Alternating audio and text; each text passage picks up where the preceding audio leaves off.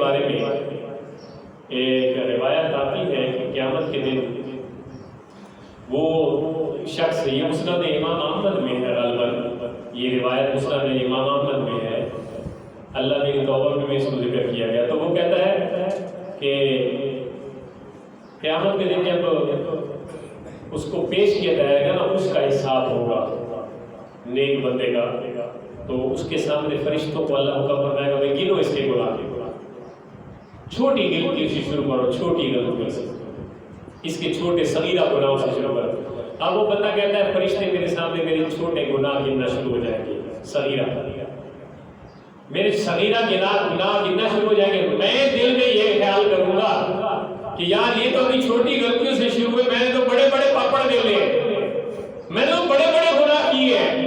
یہ تو ابھی چھوٹی غلطیوں سے میری بڑی غلطیوں کو کیا ہوگا۔ وہ اندر میں اعتراف بھی کر رہا تھا، ڈر بھی رہا تھا کہ یہ ٹھیک کہہ رہے ہیں کہ میں نے یہ غلطیاں کی ہیں، لیکن بڑی غلطیوں کی طرف تو نہیں گیا، ابھی تو چھوٹی غلطیوں سے شروع ہوا۔ اللہ فرماتا ہے کہ اے فرشتوں چھوڑ دو اس کی جو یہ ہے نا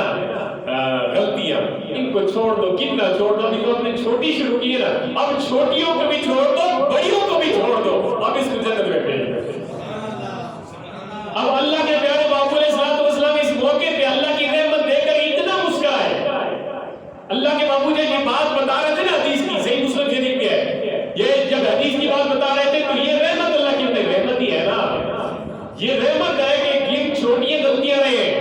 چھوٹی غلطیاں گر رہے ہیں فرشتے، کوئی بڑی غلطیاں ہے، بندہ اعتراف بھی کر رہا ہے، انکار نہیں کر رہا، کہتا ہے کہ میں نے یہ کام کی ہے، لیکن ابھی بڑیوں کا مقام ہی نہیں ہے، کبیرہ گناہوں کا مقام ہی نہیں آیا،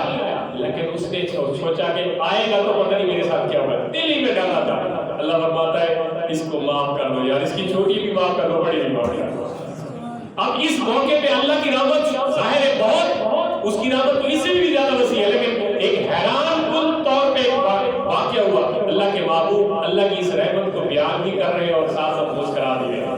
صحابہ کہتے ہیں حضور اتنا مسکرائے، حضور اتنا مسکرائے کہ آپ کی یہ جو نوازش ہے نا پچھلی دائیں وہ بھی لوگوں نے صحابہ نے دیکھی، اتنے حضور مسکرائے اس بات میں کہ یار دیکھو بندہ،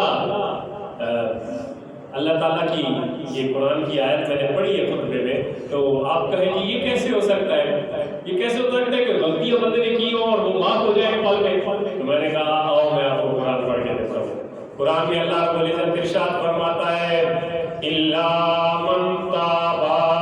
وَآمَنَ وَعَمِلَ عَمَلًا صَالِحًا فَأُولَٰئِكَ يُبَدِّلُ اللَّهُ سَيِّئَاتِهِمْ حَسَنَاتٍ۔ اللہ فرماتا ہے جو بندہ میری بارگاہ کی طرف رجوع کر لے، توبہ کر لے، سچے دل سے میری بارگاہ میں آ جائے، ایمان کی حالت ہو، کافر نہ ہو، بے ایمان نہ ہو، شرط یہ ہے فرمایا توبہ کرنے کے بعد نیک اعمال کرتا رہے، سیدھے رستے پہ رہے، عمل صالح کرتا رہے، فرمایا میری ذات وہ ذات ہے جو پچھلی غلطیاں اس نے کی ہیں، فرمایا